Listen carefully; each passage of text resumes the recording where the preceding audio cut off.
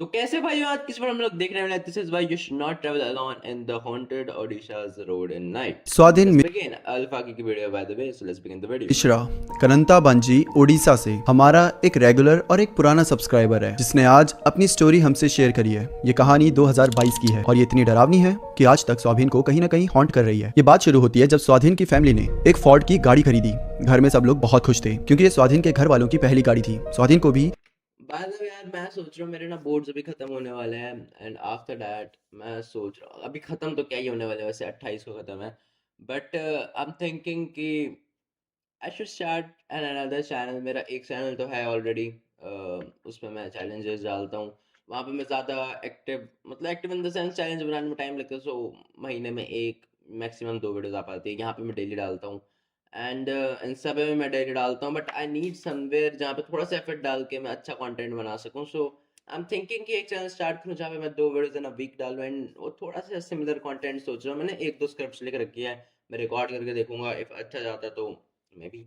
गाड़ी का ऐसे बहुत ज्यादा शौक नहीं था, लेकिन उसे बहुत अच्छा लगा था कि उसके घर में एक गाड़ी आई थी क्योंकि अब इनकी फैमिली को किसी बस के थ्रू जाने की जरूरत नहीं है। कोई भी फैमिली फंक्शन होता था तो स्वाधीन देखता था कि हर कोई अपनी अपनी गाड़ियों से आ रहा है और सिर्फ इनका परिवार है जो कि बस में जा रहा होता था। अब ये चीजें जब छोटे होते हैं ना बच्चे, तब उन्हें पैसा, प्रॉब्लम्स, इनके बारे में ज्यादा पता नहीं होता। वो सिर्फ ये देखते हैं कि दूसरे लोग इतने अच्छे से आ रहे हैं और हम इतना स्ट्रगल करके जा रहे हैं। तो स्वाधीन भी अपने घर वालों को बोलता था कि पापा एक गाड़ी ले लेते हैं ना, एक गाड़ी ले लेते हैं, वो देखो वो कितनी बड़ी गाड़ी से आते हैं, वो देखो वो कितनी दूर से गाड़ी से आते हैं। तो ऐसे करते करते स्वाधीन जब बोलता था तो पापा उस समय ज्यादा बोलते नहीं थे क्योंकि बच्चे को फाइनेंस और इन सब चीजों की नॉलेज होती नहीं है। तो पापा भी मुस्कुरा के बोल देते थे कि ठीक है बेटा ले लेंगे। और फाइनली एक दिन आ जाता है जब ये लोग अपनी गाड़ी ले लेते हैं। स्वाधीन का बताना है कि उसने पहली बार अपने घर में इतनी महंगी कोई चीज देखी थी। ऑल्दो स्वाधीन को उस समय गाड़ी का ज्यादा नॉलेज नहीं था, ना उसकी सर्विस का नॉलेज था, ना उसके मेंटेनेंस का खर्चे का पता, लेकिन उसने यूट्यूब में थोड़ा बहुत गाड़ी चलाने के ट्यूटोरियल्स और वो सब देखे थे और उसके घर में नई नवेली गाड़ी खड़ी थी। धीरे धीरे स्वाधीन गाड़ी को चलाना सीखता है। रोज सुबह होती थी जब जब वहाँ की सड़कें खाली होती थी, कोई जाम नहीं होता था, कोई लोग नहीं होता, तो अपनी गाड़ी लेकर निकलता था। पहले तो शुरुआत होती है क्लच ब्रेक से, जहाँ गाड़ी आप क्लच मारते हो धूम करके रुक जाती है और फिर आप बोलते हो शेर भाई कहीं गाड़ी खराब ना हो जाए, फिर से स्टार्ट करते हो और फिर होता है ना क्लच ब्रेक एक्सीलेटर, धीरे धीरे एक को छोड़ना पड़ता है, एक को दबाना पड़ता है। स्वाधीन उसमें बैलेंस ही नहीं कर पाता था। कभी क्लच जल्दी छोड़ दिया, एक्सीलेटर दबा नहीं, गाड़ी खड़ी हो गई। कभी एक्सीलेटर जोर से दब गया, क्लच अभी छोड़ा ही नहीं है, गाड़ी दुम करके आवाज करने लग गई।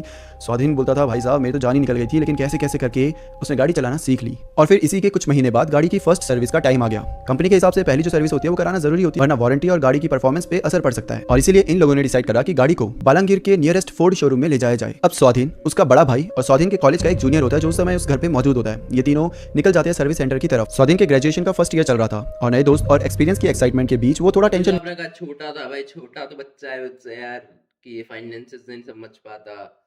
वो तो 12 साल मान लो यार, 12-13 साल मैक्स। में भी था। अब ये लोग करीबन 1.5-2 घंटे का सफर करके शोरूम में पहुंच जाते हैं। अब जैसे ये लोग सर्विस सेंटर में पहुंचते हैं, ये देखते हैं कि भाई साहब अंदर तो बहुत भीड़ थी, बहुत सारे लोग थे जो अपनी गाड़ी सर्विस कराने के लिए लेकर आए हुए थे। अब जो स्टाफ होता है वो आके बोलता है इन्हें कि सर अब गाड़ियां बहुत ज्यादा है, भीड़ बहुत ज्यादा है, तो आपको ना थोड़ा वेट करना पड़ेगा। ये भी बोलते हैं कि ठीक है भाई अब इतनी दूर से आए हैं तो वेट तो करना ही पड़ेगा, कर लेते हैं, अब कोई ऑप्शन भी नहीं है कि हम वापस चले जाएं। धीरे धीरे वेट करते हैं, समय भी धीरे धीरे बीतने लगता है। तब इन्हें पहली बार पता चलता है कि एक गाड़ी की सर्विस होने में कितना समय लगता है। पहले 3-4 घंटे तो आराम से बीत जाते हैं, बट धीरे धीरे समय बहुत स्लो बीतने लगता है। आप जब बोर होते हो, करने को कुछ नहीं होता, तो आप बार बार घड़ी देख रहे होते हो, बार बार अंदर जाके देख रहे होते हो कि हमारी बारी कब आएगी। और ये सब चीजें स्वाधीन कर रहा था। देखते देखते 4:30 बज जाते हैं एंड फाइनली स्वाधीन की गाड़ी की बारी आती है। अब गाड़ी सर्विस में जा चुकी है और यहाँ पे स्वाधीन, उसके साथ जो उसका छोटा जूनियर था, वो दोनों थे। स्वाधीन का बड़ा भाई अपने दोस्तों से मिलने कहीं और ही चला गया था, वो सुबह ही निकल गया था। उसने बोला था कि जब गाड़ी हो जाएगी तो मुझे बता देना, मैं वापस आ जाऊंगा।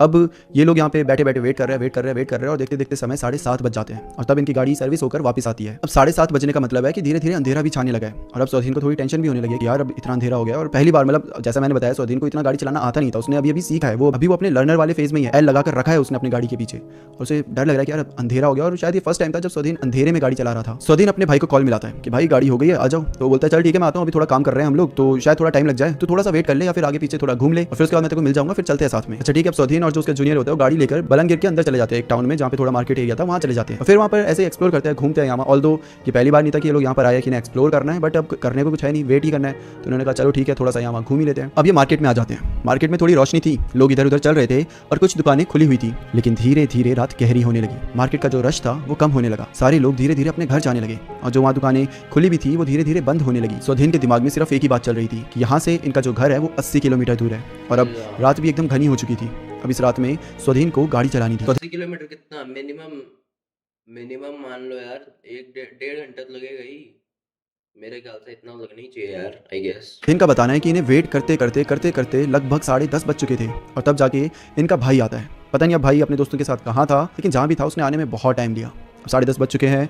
अब भाई भी भूखा है, उसने खाना भी नहीं खाया, तो बोलता है यार थोड़ा सा खाना वाना खाते हैं फिर चलते हैं।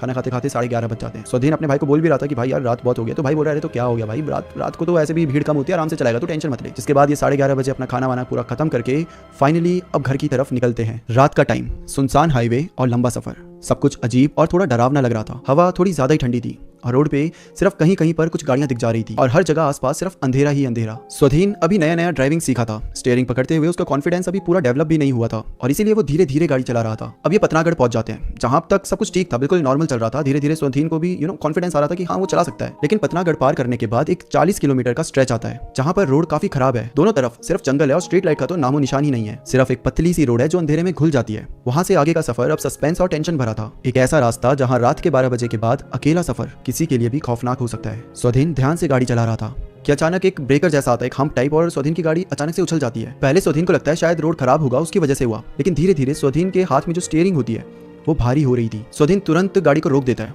और जब नीचे उतर कर देखता है तो देखता है कि स्वाधीन की गाड़ी का जो टायर होता है वो पंक्चर हो गया था। रात के करीबन 12:30 बजे घर से 40 किलोमीटर दूर इतने अंधेरे में जंगल के बीच स्वाधीन की गाड़ी का टायर पंक्चर हो चुका था। स्वाधीन का दिल हल्का सा घबराने लगा, लेकिन उसका बड़ा भाई उसके साथ था, इसलिए थोड़ी हिम्मत भी बनी हुई थी। उसने स्पेयर व्हील निकाला और टायर चेंज करने लगा। अब स्वाधीन को ये भी नहीं पता कि अब करूँ तो करूँ क्या।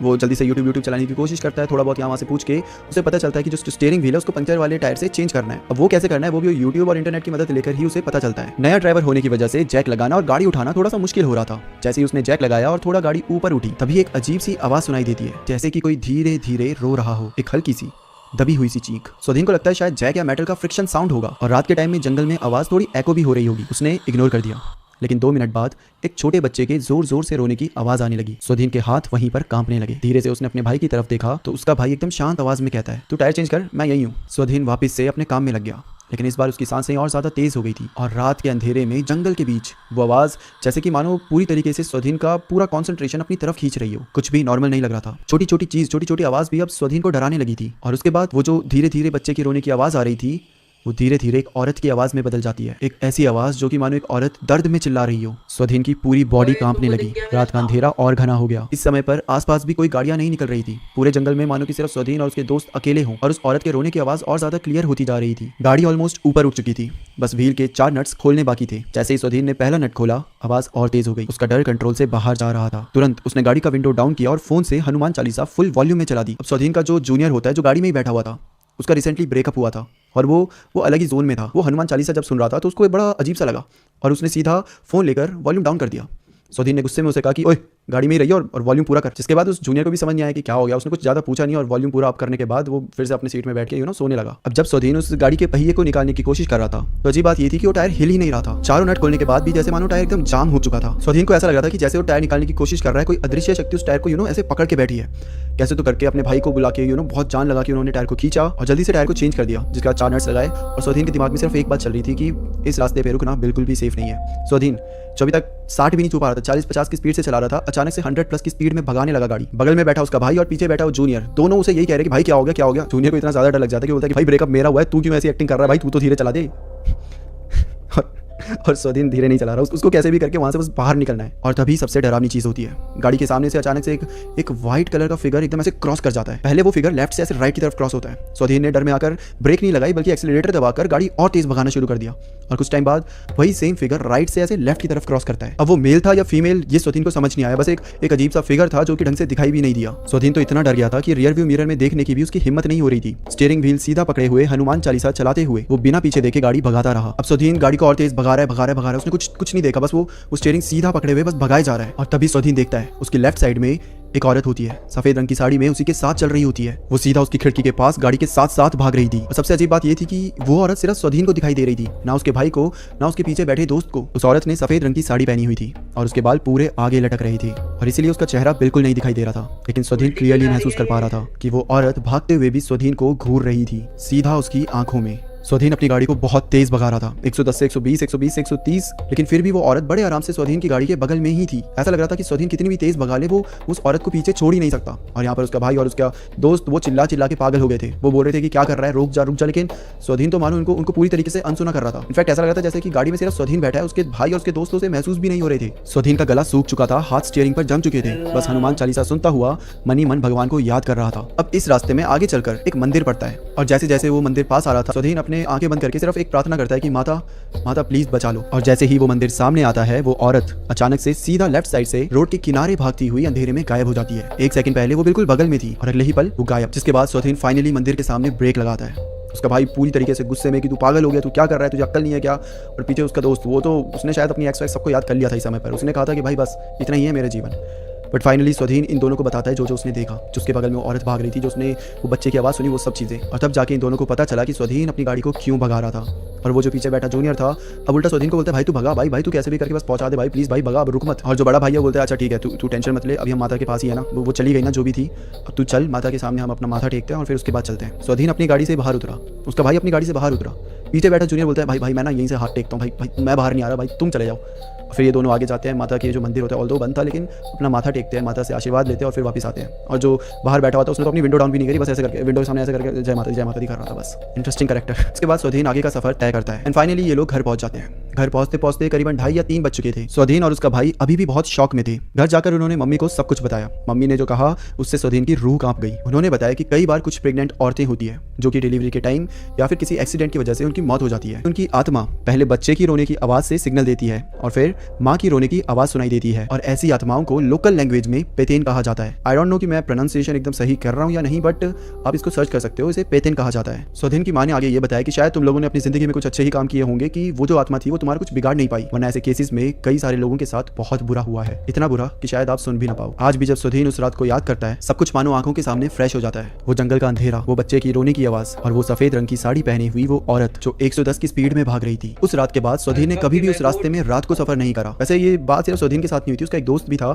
उसके साथ भी हुई थी। वो एक KTM का शोरूम में सेम बाइक की सर्विस कराने गया था, वही बलिंग की साइड ही पड़ता है, तो इसे वही रास्ते से जाना पड़ा। और सर्विस के टाइम में ऐसा होता है कि चीजें लेट हो जाती है, तो उसके साथ भी लेट हो गया था, 8 साढ़े 8 बज गए थे। जिसके बाद ये 2 दोस्त गए थे KTM के शोरूम में। तो जो पहला दोस्त था उसने अपने दूसरे दोस्त को वहीं एक बेलपरा करके एक गांव पड़ता है वहाँ पे छोड़ दिया और फिर अकेले आ रहा था। और जब ये उसी रास्ते सेम रास्ते से आगे आया तो उसकी बाइक अचानक से हैवी हो गई, जैसे कि मानो पीछे कोई बैठ गया हो। ऑल्दो से पहले तो दिमाग में आया कि वो दोस्त बैठा है, लेकिन फिर उसे स्ट्राइक किया कि अरे शिट, मैं अपने दोस्त को तो वहीं छोड़ के आ गया हूँ, कोई भी नहीं है पीछे। जिसके बाद वो अपनी बाइक को बहुत तेज भगाता है और घर रुकने के बाद ही चैन की सांस लेता है। तो ये भी एक केस था जो कि स्वाधीन के दोस्त ने उससे बताया था। इसका मतलब कि वो जो एक्चुअली एरिया है वहाँ पर सिर्फ स्वाधीन के साथ नहीं, बाकी कई सारे लोगों के साथ भी कुछ ना कुछ हॉन्टेड एक्सपीरियंस हुए हैं। तो अगर आप भी कभी ऐसी जगह से गए हो या फिर ऐसे रोड से गए हो तो क्या आपके साथ भी कुछ ऐसा हुआ है? और अगर ऐसा कुछ हुआ है तो आप नीचे कमेंट में बता सकते हो। So that's it for today दोस्तों, फिर मिलते हैं किसी और टॉपिक के साथ, तब तक के लिए bye bye and take care. My goat भाई अल्फा की। ओके भाई, नाइस वीडियो, लाइक कर देते हैं। अगर तुमको देखने, लिंक डिस्क्रिप्शन में होगा। मेरे मेन चैनल पे एक नई वीडियो डाली है मैंने, जाकर देख सकते हो, लिंक डिस्क्रिप्शन में होगा। इंस्टा का लिंक भी डिस्क्रिप्शन में होगा मेरे, जाकर फॉलो कर सकते हो। बाकी मिलते हैं अगले वीडियो में, तब तक के लिए बाय।